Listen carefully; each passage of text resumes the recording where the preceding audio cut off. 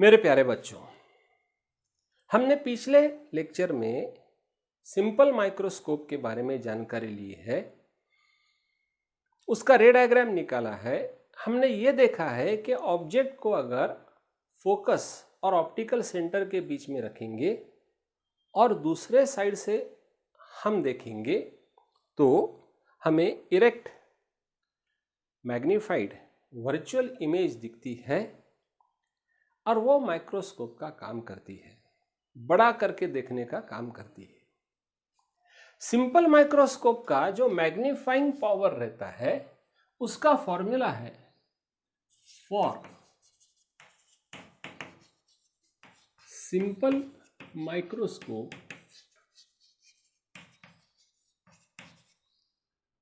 Magnifying power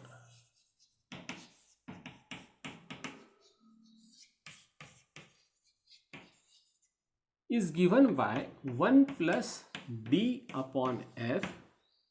अगर हमें maximum magnify for maximum magnification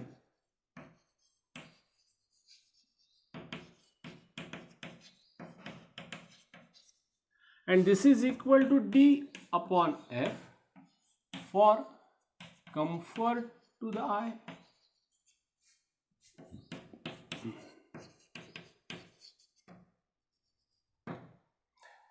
mostly हर बच्चा बचपन में लेंस खेलता है, वो बड़ा करके देखता है। बच्चों के खिलौनों में लेंस तो रहती है, तो आपने भी देखा होगा लेंस बड़ा करके वो लेटर्स पढ़ने के लिए तुम लेंस आगे पीछे करके उसका पोजीशन एडजस्ट करते हैं। कभी आपको मैक्सिमम मैग्निफिकेशन बड़ा से बड़ा करके देखने का ऐसा लगता है, लेकिन उस टाइम आंखों को थोड़ी सी तकलीफ होती है। और कभी कभी आंखों को तकलीफ नहीं, मेरे को बहुत देर तक देखने का है, तो ऐसी किसी पोजीशन को आप एडजस्ट करते हैं। जैसे मैंने बोला था वॉच रिपेयरर, घड़ी दुरुस्त करने वाला जो है उसको घंटों घंटों काम करना पड़ता है, तो वो इस पोजीशन पे रखेगा और हमें 1-2 सेकंड के लिए देखना है तो हम ये पोजीशन पे रखेंगे। ये यहाँ पे क्या है, where d is equal to distance of distinct vision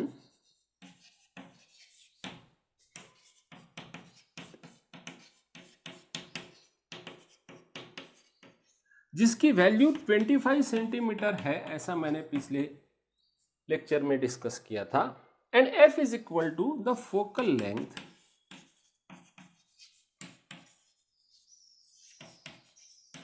of lens। ये वैल्यू तो फिक्स है। फोकल लेंथ हम जितना कम करेंगे उतना ज्यादा मैग्निफिकेशन होगा, लेकिन फोकल लेंथ कम करने में कोई लिमिटेशन है, मर्यादा है। हम 5 सेंटीमीटर से नीचे फोकल लेंथ की लेंस बना नहीं सकते, मतलब बना सकते हैं लेकिन बहुत मुश्किल जाता है। लेंस बनाना बोले तो उसको पॉलिशिंग करना पड़ता है, ग्राइंडिंग करना पड़ता है, वो कांच टूटने का डर रहता है। इसलिए हम मिनिमम वैल्यू जो ले सकते हैं 5 सेंटीमीटर। तो 5 सेंटीमीटर अगर हमने लिया तो ये 25/5 मैग्नीफाइंग पावर 5 हो जाएगी, और ये लेंगे तो 25/5 इज 5 + 1 6, मतलब उसका जो मैग्नीफाइंग पावर 5 to 6 ज़्यादा से ज़्यादा अपने को मिलता है। वो छोटे छोटे काम के लिए काम में आता है, लेकिन साइंटिफिक रिसर्च में जहाँ बैक्टीरिया देखना है, अमीबा देखने हैं, कीड़े मकोड़े देखने हैं, उसके लिए ये काम में नहीं आता है। उसके लिए हमें कंपाउंड माइक्रोस्कोप का यूज करना पड़ता है।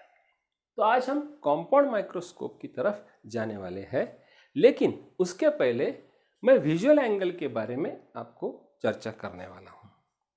विजुअल एंगल क्या रहता है वो समझा के देने वाला हूं।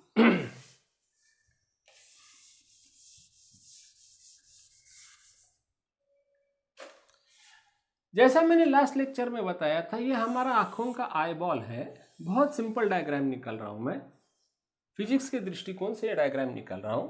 और यहां से अगर अपना आंखों का एक्सिस है, यहां पे कहीं भी ऑब्जेक्ट रखा है तो उसकी इमेज इधर रेटिना पे बनती है, ये मैंने आपको बताया। ये ऑब्जेक्ट ए बी ने अपनी आंखों से जो एंगल किया है, let us call it as alpha, That alpha is called as visual angle.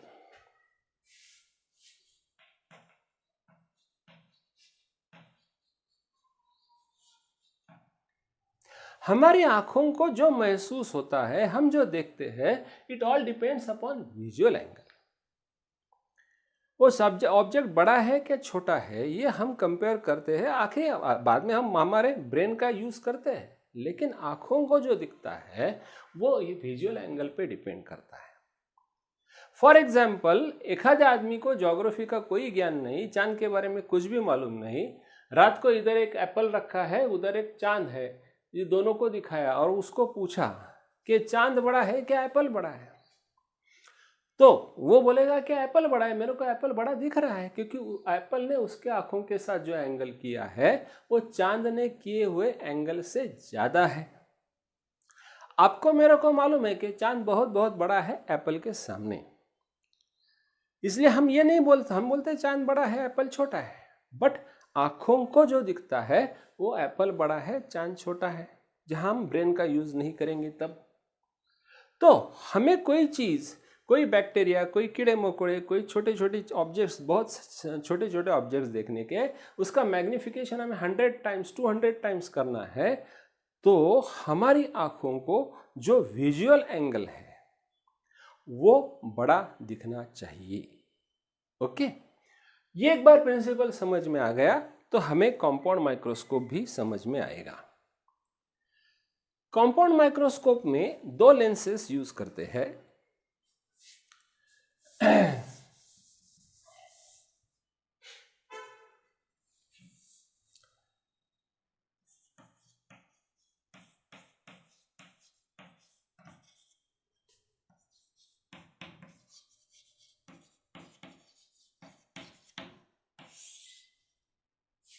समझो this is the axis of compound microscope.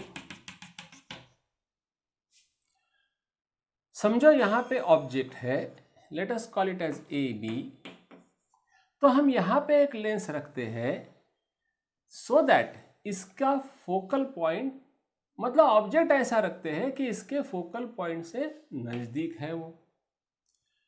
Okay, diagram के लिए मैं थोड़ा सा इधर लेता हूं क्योंकि डायग्राम अपने को बोर्ड में बिठाने की है, बट ये काफी नजदीक लिया जाता है। अब इसकी इमेज कैसी फॉर्म होती है ये देखने के लिए हम एक रे जो ऑप्टिकल सेंटर में से पास हो जाएगा वो स्ट्रेट लाइन निकालेंगे, और दूसरा रे जो इसको एक्सिस को पैरेलल है, इतना फोकस है तो इतना ही इधर फोकस है, इधर फोकस, तो यहां से वो पास हो जाएगा, ये दो रेज इंटरसेक्ट हो जाएंगे, तो यहां पे उसकी मैग्निफाइड इमेज बन जाएगी। बट ये मैग्निफिकेशन 2, 3 ऐसा कुछ तो भी रहेगा। हम क्या करते हैं, ये जो पहला जो लेंस है जो ऑब्जेक्ट के नजदीक है, इसको बोलते हैं ऑब्जेक्टिव लेंस।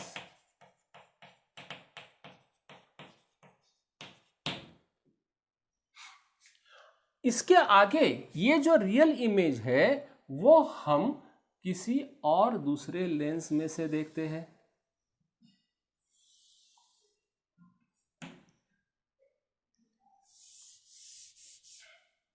ये जितना ऊपर रहेगा उतना नीचे रहेगा, और इसका फोकस ये इधर रहेगा, ऐसा हम एडजस्ट करते हैं, इधर लेते हैं, सो दैट इसकी वर्चुअल इमेज फॉर्म हो जाएगी। सिंपल माइक्रोस्कोप में हमने देखा है वर्चुअल इमेज कैसी प्लॉट करने की, तो यहां से एक रे जो जाएगा ऑप्टिकल सेंटर से वो स्ट्रेट जाएगा विदाउट एनी डेविएशन, और देखने वाले को वो इधर से आता है ऐसा लगेगा,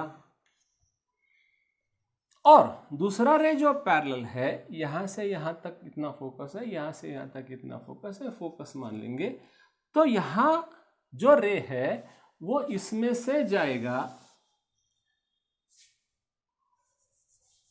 ये straight line, this is extended, इसी लाइन में आप डायग्राम निकालने वाले हैं तो ये ऐसी स्केल रखोगे और इसी लाइन में ये डॉटेड लाइन निकालोगे। मैं विदाउट स्केल निकाल रहा हूं, मेरा थोड़ा सा टेढ़ा आने का चांस है, और ये जो रे है वो इसी लाइन में निकालोगे,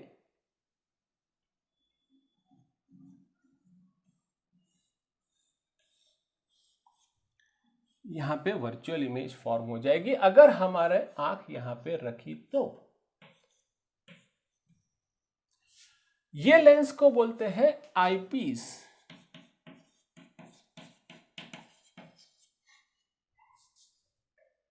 तो यहां यहां अगर आंख है, इसने अपनी आंखों के साथ जो विजुअल एंगल किया वो छोटा है, अब ये विजुअल एंगल बहुत बड़ा हो गया, इसलिए हमें अपरेंटली ये जो इस फाइनल इमेज रहेगी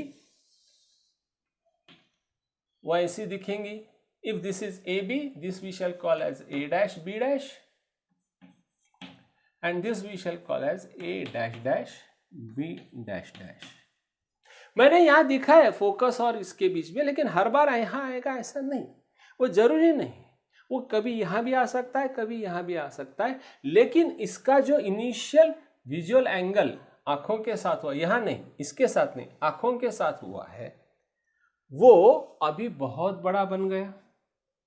मतलब जो छोटा बैक्टीरिया हमें देखने का है वो हमारी आंखों को बहुत बड़ा दिखने लगा है, इसलिए हमें वो बहुत बहुत बड़ा, इसका मैग्निफिकेशन एंड इसका मैग्निफिकेशन, ये अगर उसको 5 बार 6 बार बड़ा करता है, ये अगर 6 बार बड़ा करता है तो 6 into 6 that will be 36 times greater the size of this final image as seen by the eye.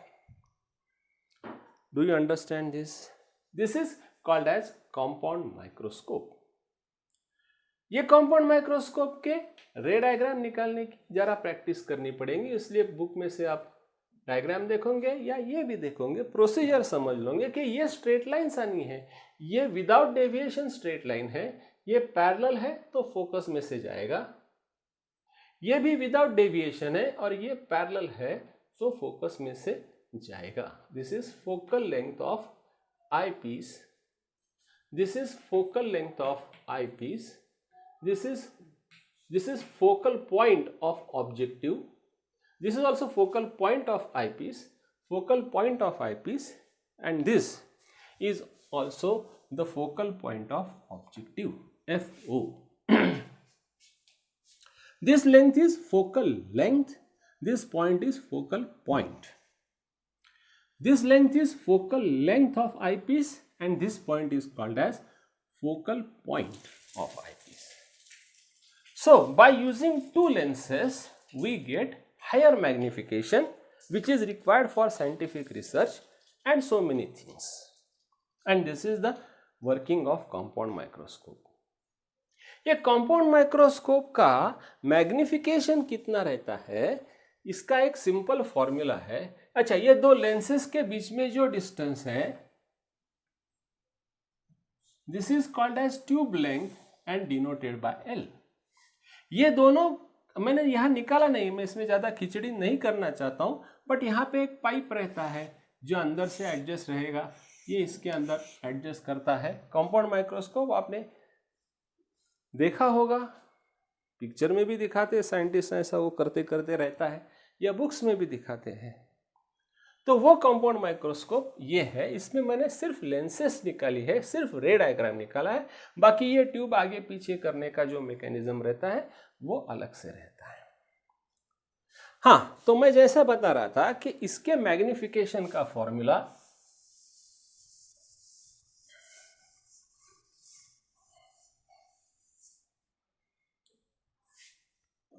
Magnifying power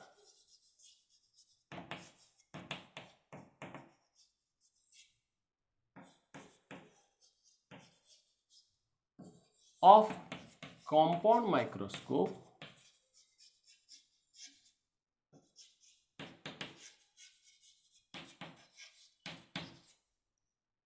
उसको शॉर्ट फॉर्म में MP बोलेंगे, तो उसका फॉर्मूला रहता है LD upon FO FE, where L is called as tube length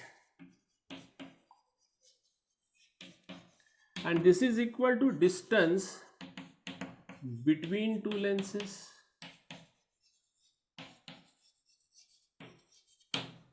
जो मैंने अभी डायग्राम में आपको दिखाया था, दो लेंसेज में का जो डिस्टेंस जो हम कम ज्यादा कर सकते हैं, that is called as tube length. D, as I told you, this is distance of distinct image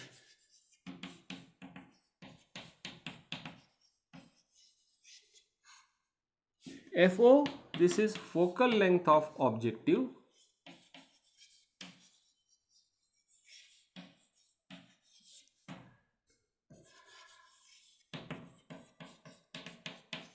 and FE, this is the focal length of eyepiece.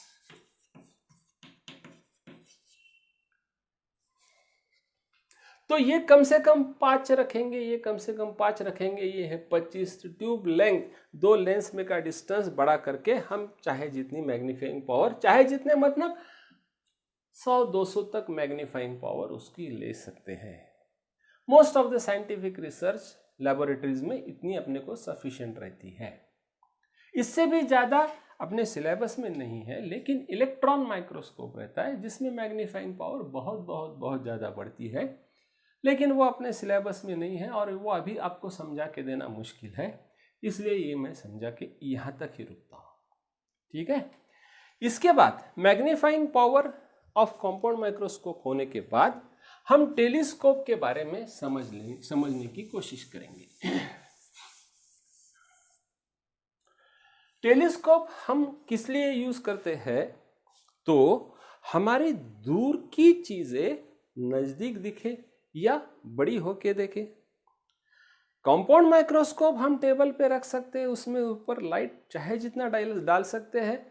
सो हमें उसमें ये जो लेंसेस मैंने दिखाए थे, छोटे छोटे लेंसेस भी चलते हैं, लेकिन टेलीस्कोप में जो ऑब्जेक्ट है वो बहुत बहुत दूर है और वहां से थोड़ा सा लाइट ही अपने पास आने वाला है। फॉर एग्जाम्पल, दुश्मन किधर से किधर जा रहा है, या जंगल में गए, शेर की शिकार करने को गए या शेर को देखने के लिए गए, तो हम टेलीस्कोप से देखेंगे।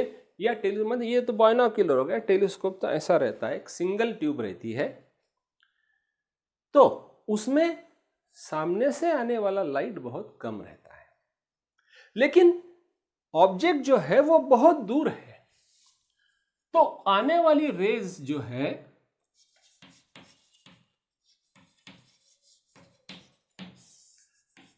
रिफ्रैक्टिंग टेलीस्कोप,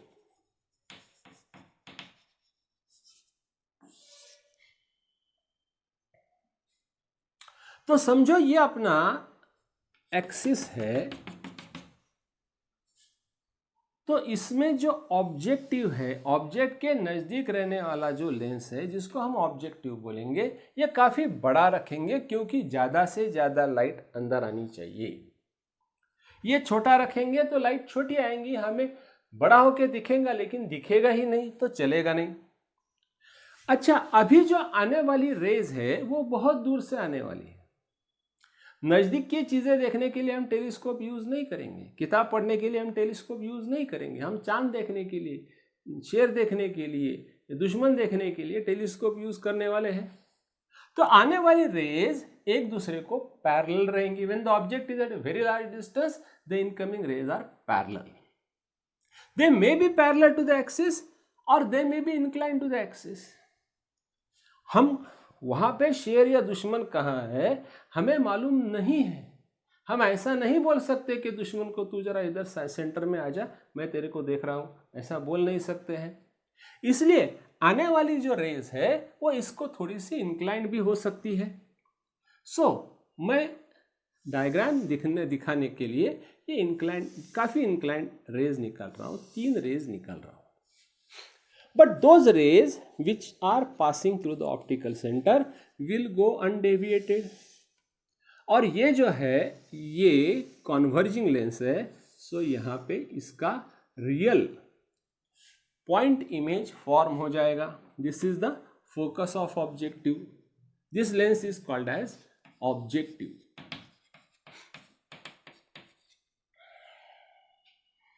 अभी ए बी नहीं है, this is not the size of the image, ये पूरा का पूरा ऑब्जेक्ट है और उसकी पॉइंट इमेज यहां पे बन गई है। जैसे हम सूरज की किरणें फोकस करते हैं वैसे एक जगह पे फोकस किया है, and this position is the focal point of objective. हम क्या करते हैं, दूसरी एक लेंस रखते हैं जिसका फोकल पॉइंट भी इधर ही आ जाएगा, तो this is our eyepiece, इसमें से जो रे इसमें से जाने वाली है वो अनडेविएटेड जाएगी। तो ये जो रियल ऑब्जेक्ट है हम इसमें से देखने वाले हैं, तो वो हमें यहां से कहीं से तो भी आता है ऐसा दिखेगा, और जो रे यहां से जाएगा वो फोकस में से जाएगा और वो हमें यहां कहीं से तो भी आता है ऐसा दिखेगा। ये दूर से आता दिखेगा, कोई प्रॉब्लम नहीं, लेकिन इसका जो मैग्नीफाइंग पावर है, ये पहले विजुअल एंगल अगर अल्फा था तो अब ये बड़ा बन के बीटा बन गया है। जो ऑब्जेक्ट हम देख रहे हैं उसका विजुअल एंगल अपनी आंखों से, अपना आंख अपन यहां पे रख रहे हैं, बहुत दूर डिस्टेंस के लिए ये आंख यहां क्या यहां क्या, ये तो जनरली 1-2 मीटर का डिस्टेंस रहेगा। तो आंखों के साथ उसने जो एंगल किया है वो विजुअल एंगल अल्फा, जो भी अभी बड़ा होके बीटा बन गया है। इसलिए दूर की चीज हमें यहां नजदीक उसका रियल इमेज फॉर्म हो गया है, और वो हम एक दूसरे लेंस में से देखने वाले हैं। सो हमें उसका अपरेंट साइज बहुत बहुत बड़ा दिखेगा, इसलिए वो हमें दिखेगा चांद नजदीक आ गया है या शेर नजदीक आ गया है। आप में से कोई एक्सपेरिमेंट करने को अभी तुरंत मत जाओ जब तक बड़े नहीं होते, लेकिन जो भी है दूर की चीज हमें नजदीक दिखेंगी और बड़ी होके दिखेंगी। So this is the basic principle of reflecting telescope. ये रिफ्रैक्टिंग टेलीस्कोप क्यों बोलते हैं? क्योंकि उसमें लेंसेस यूज किए जाते हैं। इसके सिवा रिफ्लेक्टिंग टेलीस्कोप भी रहता है, जिसके बारे में मैं थोड़ी देर से बता दूंगा। ये भी सिर्फ खुले छोड़ दे नहीं जाते, सिर्फ लेंसेस नहीं रहते, एक ट्यूब के अंदर बंद किए हुआ रहता है। आपने गैलीलियो के वगैरह फोटो देखे होंगे, वो खिड़की में से वो जाके ऐसा वो देखते रहता है। न्यूटन के भी फोटो देखे होंगे, गैलीलियो के भी फोटो, पुराने साइंटिस्ट के फोटो देखे होंगे। तो उसमें ये सब जो है सो ये इधर ऐसा और ये आगे पीछे करके उसकी पोजीशन एडजस्ट करेंगे, और इसका focus this is the focus of objective and this is the focus of eyepiece also, ये दोनों कोइंसाइड कर रहे हैं। ऐसा हम इसमें एक एडजस्टमेंट करते हैं। कहाँ ऑब्जेक्ट है इसके ऊपर डिपेंड करेगा, ऑब्जेक्ट जहां पे है उसके हिसाब से यहाँ पे इमेज बनेगी। Do you understand this? तो this is the principle of refracting telescope. ये रे डायग्राम मैंने जिस सीक्वेंस से निकाला है उस सीक्वेंस से आप निकालो। टेक्स्ट बुक में देखना है देख लो, अपने दोनों टेक्स्ट बुक में ये डायग्राम है। अब इसका जो मैग्नीफाइंग पावर है,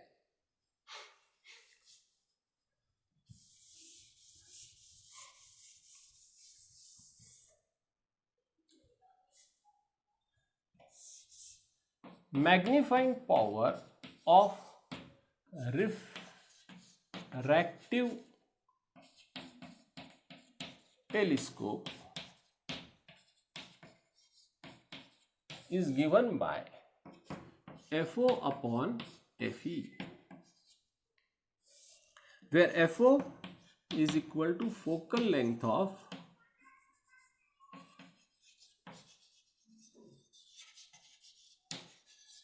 objective and FE is the focal length of